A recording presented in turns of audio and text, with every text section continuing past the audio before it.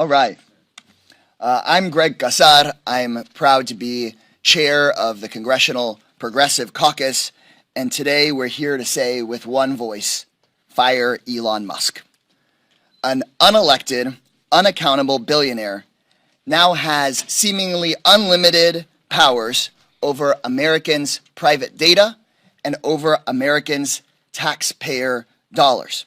It seems every hour brings more news about a new threat Elon Musk poses to working people, a new way that Elon Musk wants to take your hard-earned money and keep it for himself. Just yesterday, Musk threatened to go after Medicare and Medicaid. Just yesterday, we also learned that Head Start programs serving 20,000 young students are locked out of their federal funding by Elon Musk. To be clear, that means that you have a billionaire, the richest person on earth, willing to take away your health care, willing to take away kids' lunches and meals, willing to take away pre-K, just so that he can finance a tax break for himself and his billionaire buddies. And just last night, Elon Musk came out and we found out that he's interfering with air traffic control. When Musk took over Twitter, he repeatedly crashed that platform. It's not a big deal if your app doesn't load one day, but it is a huge deal if you don't know if your plane is going to crash or not. If we don't fight back, Elon Musk will take dollars away from our public schools, away from our healthcare, away from Social Security, away from our own safety systems, and use those dollars to line his own pockets. We are here fighting for a country that is by and for the people, not by and for the ultra-rich. That is the core of the fight.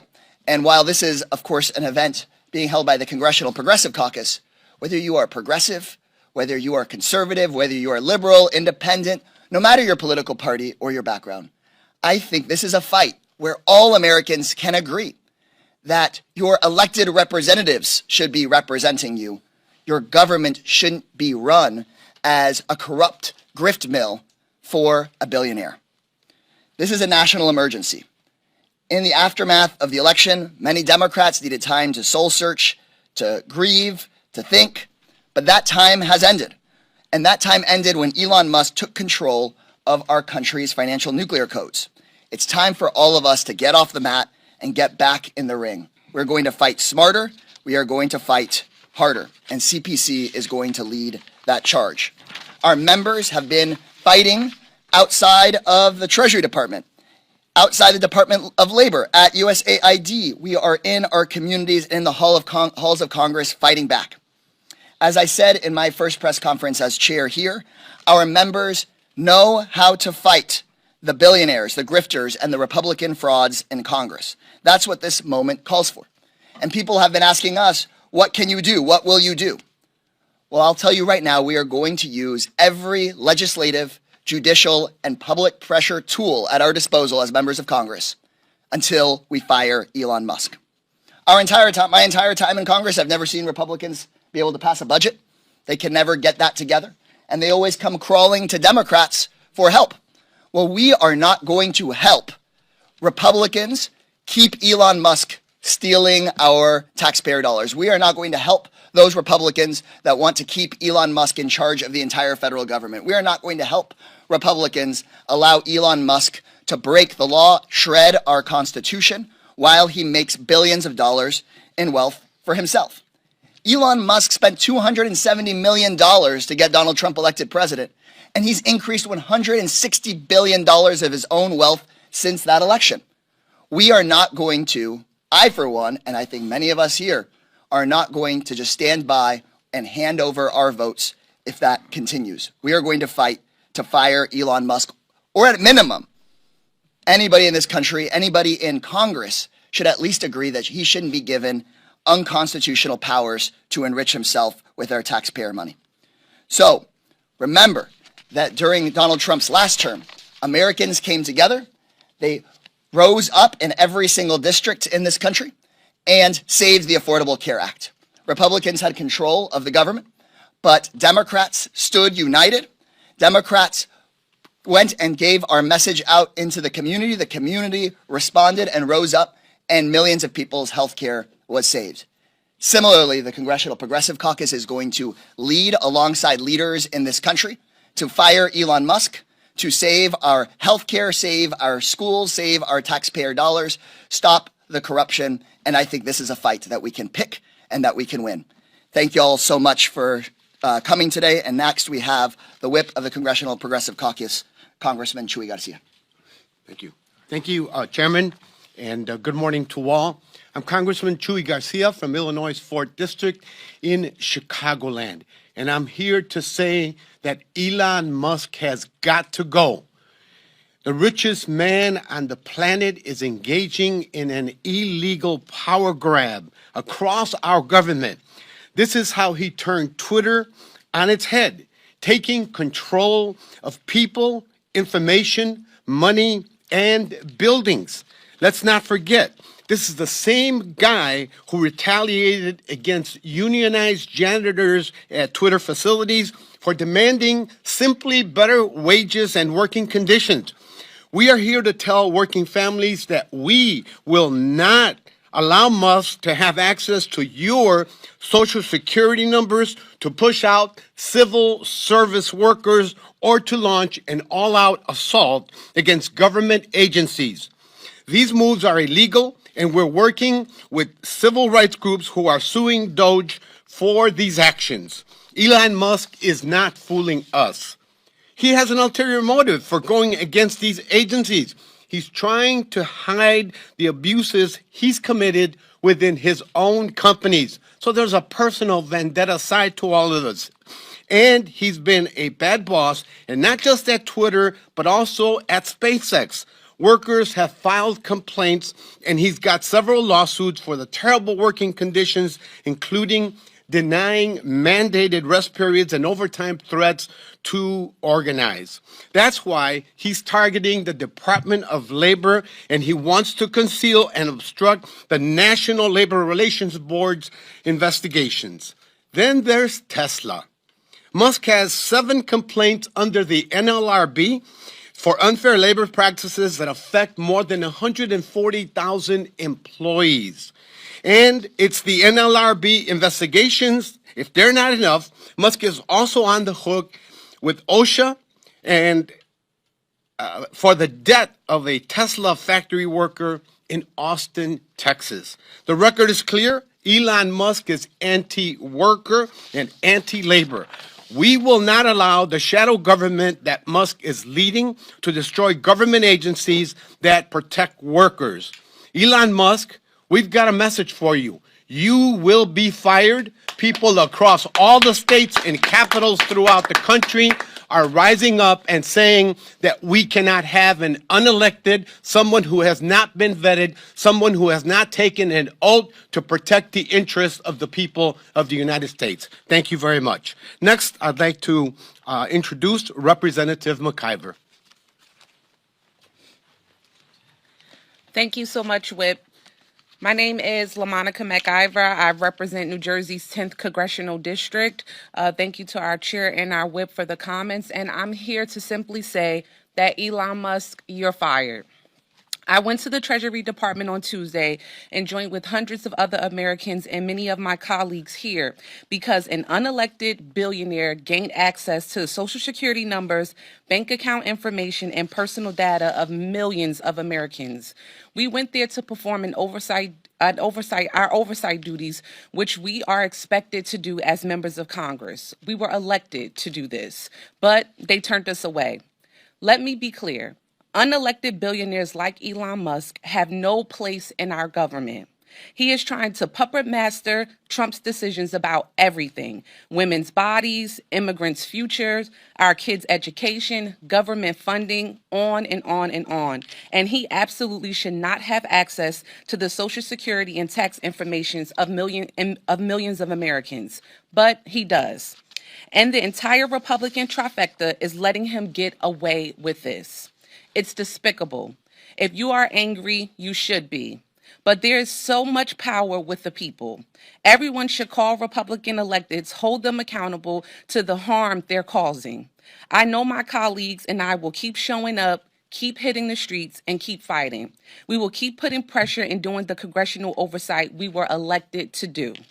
We will fight back against Trump's billionaire tax cuts, and I will keep calling on my Senate colleagues to hold the line and block Trump's dangerous cabinet nominees. Nobody elected Elon Musk to be president, but he has his grimy hands all over our administration. But we will keep the pressure on, and we will not allow this Musk takeover. This fight is far from over, but the Progressive Caucus has our gloves on, and we are in the ring. Thank you. Now I would like to call Rep. Dexter. Good morning, and thank you to the Congresswoman as well as our leaders for their words and their encouragement for our action today. I am Maxine Dexter. I represent Oregon's 3rd Congressional District. All week, like many of my colleagues, I've heard from thousands of constituents who are outraged that an unelected billionaire is unilaterally dismantling our government. In the last week alone, Elon Musk has seized control of the U.S. Department of Treasury's payment system, exposing Americans' most personal financial information, has shuttered the U.S. Agency for International Aid, USAID, putting the lives of millions of people at risk across the world, and threatened the National Oceanic and Atmospheric Administration, undermining our work to combat the climate crisis. This is just the start. I received, again, over 1,000 emails and calls this week demanding action. And that's why I introduced my first bill, the Stop Musk Act, to protect federal workers who are at the forefront of Elon Musk's power grab. Yeah, that's great. This bill is in direct response to what I'm hearing from my constituents, a demand for action. My bill prohibits retaliation of any kind against any federal employee who resists, prevents, or circumvents illegal or unconstitutional efforts led by Elon Musk or those he oversees. This is one of many tactics we are deploying. This multi-front battle will be fought in the courts, the halls of Congress, and the public sphere. In addition to our legislative and judicial tactics, our most powerful tool is public pressure. We are witnessing an assault on our democracy, make no mistake, and the Congressional Progressive Caucus will fight at every opportunity. We must stay loud, we must stay tight, we must press on. And with that, I will pass it to Congresswoman Velasquez. Good morning, and thank you, Chairman Casar, for bringing all of us together. The press might say, here they come again, you know, blah, blah, blah, blah, blah. But let me tell you and let me remind you, those dark days when we were fighting to preserve ACA or even pass the legislation, and we kept at it, organizing, mobilizing until the public rise up and push back.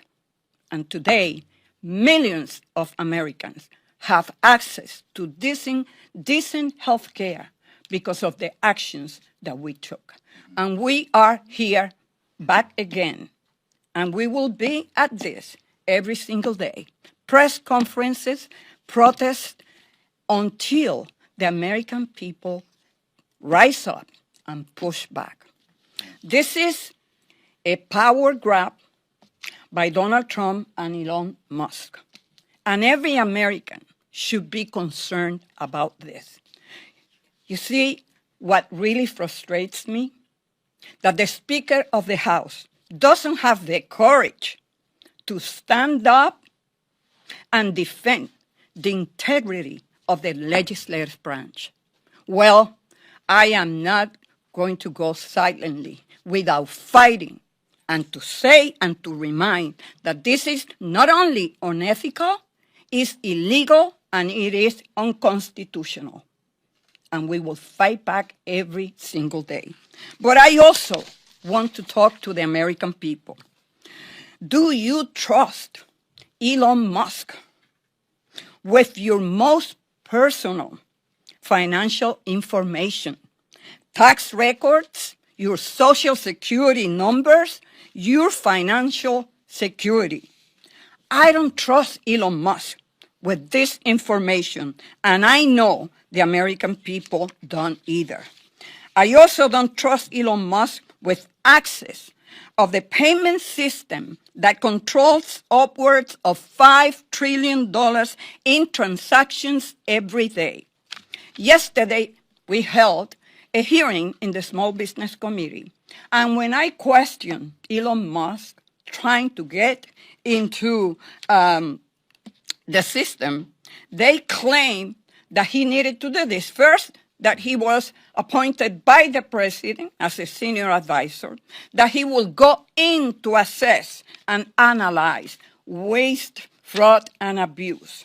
But today, the New York Times have an article in which they discuss emails from the chief of staff that clearly stated the intent of just using this to stop aid to USAID funding.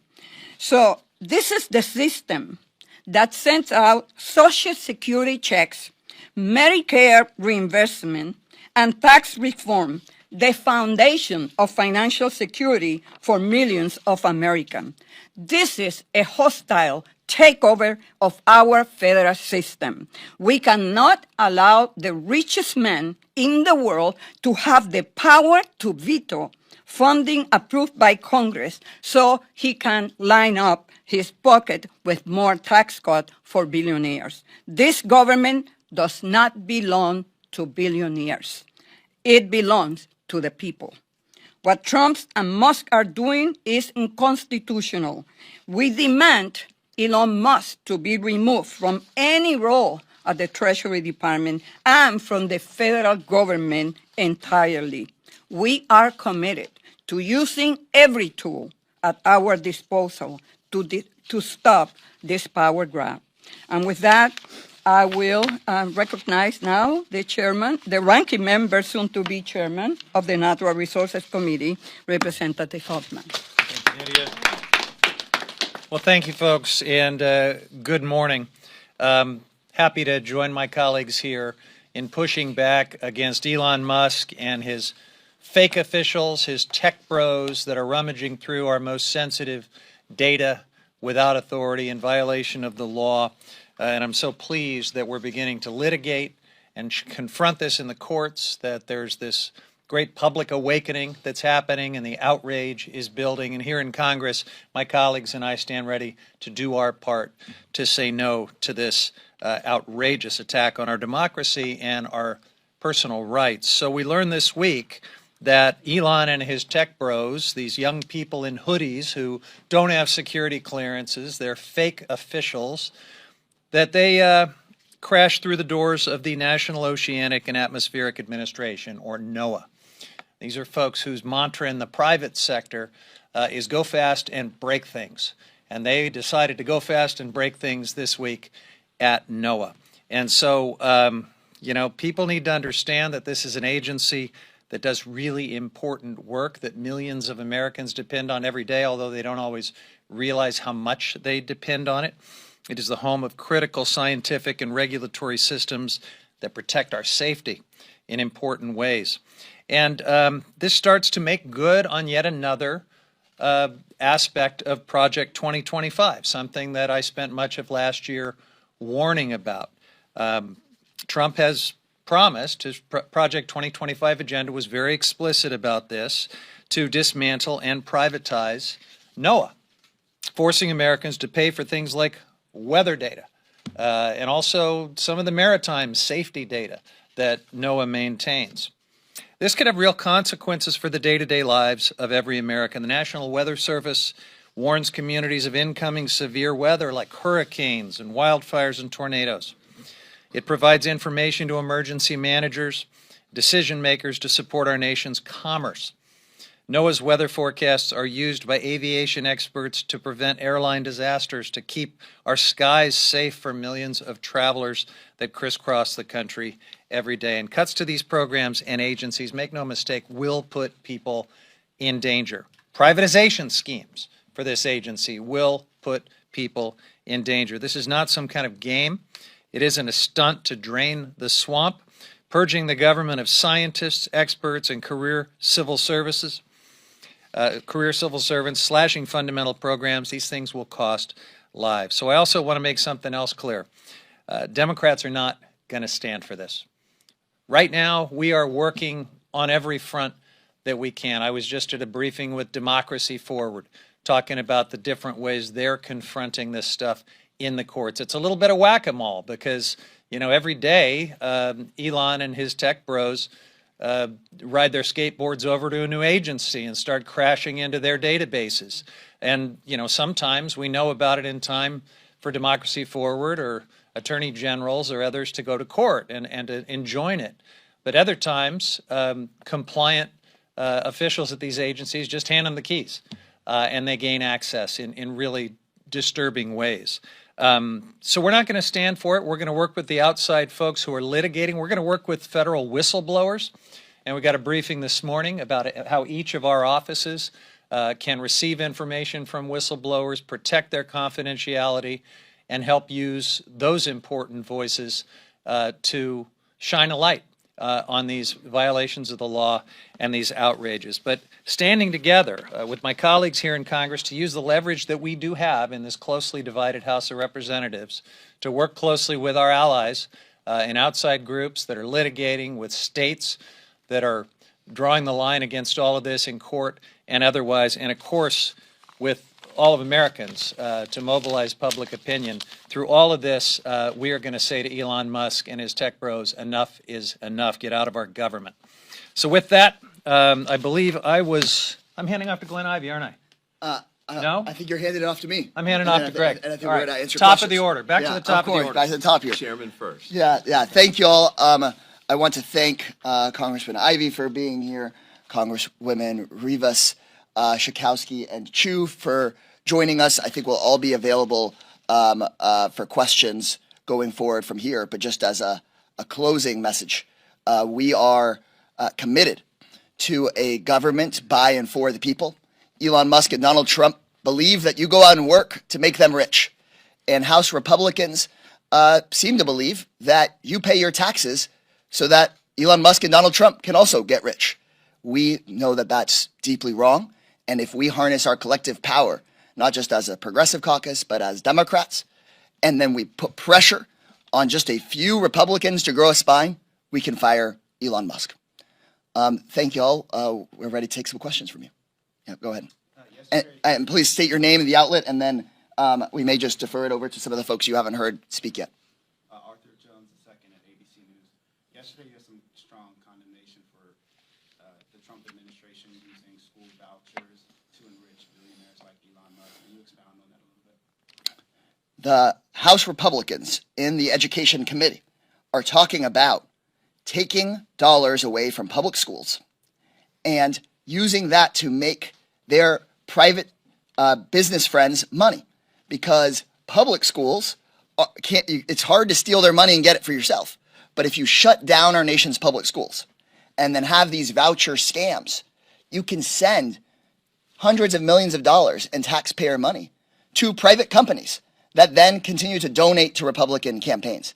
And so voters see through that grift.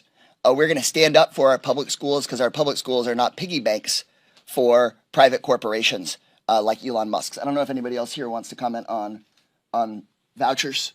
Just that it's also about church-state separation. I mean, there's a grift. Hey, go ahead. There's absolutely a grift in this privatization of public education, but there's also a Christian nationalist agenda very much embedded in it. This has been something they've been gunning for a long, long time. It enables them to indoctrinate, to fuse their particular religion with our government in ways that would make our founders roll in their graves. So that's why I'm wearing the Build This Wall button today, the wall between church and state that Madison and Jefferson and our other founders thought we should have. But they, are rolling in their grave today because upstairs today we had a national prayer breakfast where our statuary hall was hijacked and turned into a church service where, amazingly, Donald Trump presided in weird and random ways, and we'll be burning sage for months because of that. Go ahead. Hey, Ryan with statement yesterday saying that DOJ will make rapid safety upgrades to the air traffic control system. Do you have any thoughts on him getting involved in that space? Elon Musk crashes and breaks everything he buys. He thinks he can buy our government. We cannot allow him to crash and break our air traffic control system. Look at what happened when he bought Twitter. It just started crashing. Again, not a big deal if your app doesn't open one day. It is a really big deal if Americans don't know whether or not their air safety is protected. So this is, again, another instance where Elon Musk thinks he knows better than everybody else in the world. In fact, he doesn't know anything about how to make sure air traffic control works. He doesn't know anything about how to make sure that our Social Security and Medicare and Medicaid payments get out to folks on time. He just knows that he wants to find a way to make money off of this at the expense of other people's safety. Anybody else on air traffic control? You want to say something? Well, I'll just say this. One of the things that's going to come up soon is Congressman Jerry Connolly and other Democrats are going to call for the committees, Republicans, to subpoena Elon Musk and have him come to Congress and actually testify about what he's doing and why he's doing it. So we'd love to have an opportunity to test out what he knows about issues like that, what he's doing with the secret information that he's been getting, the conflict of interest issues. He's going, as Congressman Garcia testified or discussed a minute ago, he's going through materials where he's got open cases filed against him in OSHA and others. What's he doing with that information? Donald Trump said he would make sure that there are no conflicts of interest, but I don't think we can really trust the conflict of interest chief in charge to take care of that. We don't want the fox to be guarding the hen house. We need to have him come up here and explain what he's doing. But ultimately, he needs to go, and we need to do this the right and legal way with respect to managing the government. Thank you, Mr. Ivey. Go ahead. Thank you. Kyle Steer with NBC. You just mentioned the subpoena. Can you talk about other action items you can take while in the minority to push back against Elon Musk? There's many we could do. Yesterday, we did have a vote in the oversight committee to subpoena Elon Musk and have him come speak. And we only lost that vote by one vote. So we can make sure that if we lock arms as Democrats, and the Progressive Caucus is often at the forefront of making sure that we have Democratic unity on strong positions. If we lock arms as Democrats, we just need to pressure, in that case, just one Republican to have a spine and be willing to hear from Elon Musk. Republicans aren't really in a governing majority when it comes to the budget. And we have a government funding deadline coming up next month. I don't see many Democrats being willing to say, hey, we're going to pass a budget that is going to just funnel money to Elon Musk. Similarly, I know that Republicans are trying to pass their gigantic tax scam, their billionaire tax cut plan, but they can't seem to agree with each other on it. And so Democrats have a huge opportunity to not only tank this billionaire tax break for Elon Musk, we also have an opportunity to show the American people what it looks like to have the Elon Musks of the world actually pay their fair share in taxes. We could show the American people that we don't need to cut your Social Security. In fact, we can expand it. We can make sure that your payment grows. And so Elon Musk also presents an opportunity. In the past, billionaires would meddle with our government behind the scenes. But now Elon Musk is bragging about it in public. And so we have an opportunity to fire Elon Musk, to rally the country around a proposal that isn't necessarily progressive or conservative. It's the baseline idea that if you work hard and play by the rules, you shouldn't have a billionaire running your life and taking your money. And we've been talking about how Democrats need to win back the working class voters we've been losing. This is exactly the kind of thing that working people believe in, no matter their background, no matter if they're rural or urban, no matter what.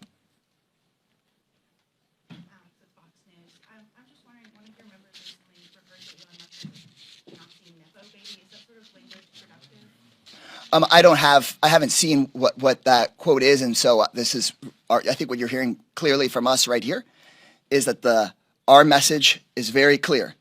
Elon Musk shouldn't be allowed to steal your money. Elon Musk shouldn't be allowed to steal your data. Elon Musk should not be not only illegally shutting down services that benefit Americans, House Republicans should have the guts to say something about it. House Republicans shouldn't be enabling him to get another tax break. And that's our message and our language here today. Okay. Thank you all very much. We're available to break out and take questions from any